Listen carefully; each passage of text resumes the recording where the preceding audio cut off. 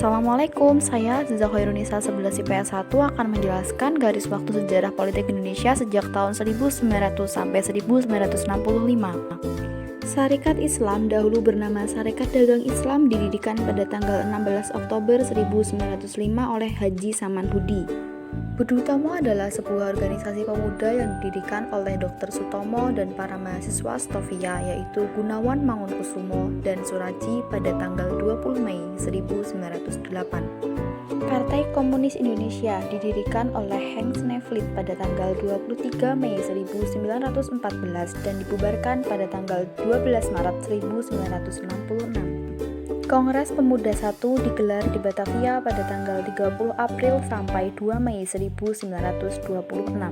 Pada tanggal 4 Juli 1927 berdirilah Partai Nasional Indonesia atau PNI.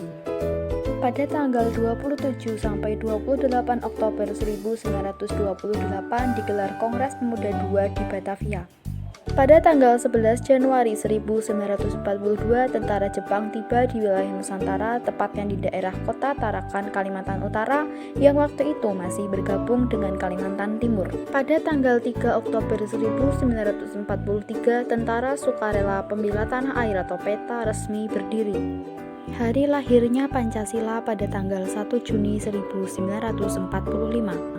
Pada tanggal 16 Agustus 1945 terjadi peristiwa Rengas Dengklok.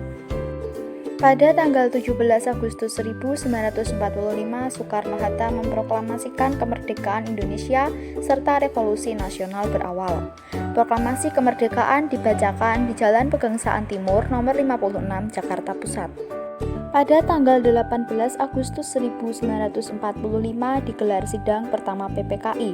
Sidang pertama PPKI menghasilkan 3 keputusan. Yang pertama mengesahkan UUD 1945, kedua mengangkat Soekarno sebagai Presiden RI dan Hatta sebagai wakilnya, ketiga membentuk Komite Nasional Indonesia Pusat atau KNIP untuk membantu kerja Presiden. Pada tanggal 22 September 1945 terjadi insiden perobekan bendera Belanda di Hotel Yamato, Surabaya. Pada tanggal 22 Oktober 1945, pendiri Nahdlatul Ulama Kiai Haji Hasyim Asy'ari dan ulama lainnya yang berkumpul di Surabaya mendeklarasikan resolusi jihad. Inti resolusinya menyatakan bahwa mempertahankan kemerdekaan Indonesia adalah perang jihad. Pada tahun 1945 sampai 1947, periode masa bersiap berlangsung. Dalam rentang waktu ini terjadi kekacauan, perampokan, hingga pembunuhan oleh massa pro-kemerdekaan terhadap orang Belanda, Eropa, Tionghoa, atau siapa saja yang dianggap sebagai bagian dari penjajahan. Pada tanggal 3 Januari 1946, Presiden Soekarno dan pejabat tinggi lainnya diam-diam berangkat ke Yogyakarta dan memindahkan ibu kota negara ke sana. Mereka tiba esok hari pada tanggal 4 Januari. Pada tanggal 10 Juni 1947, pengakuan kemerdekaan Indonesia oleh Mesir.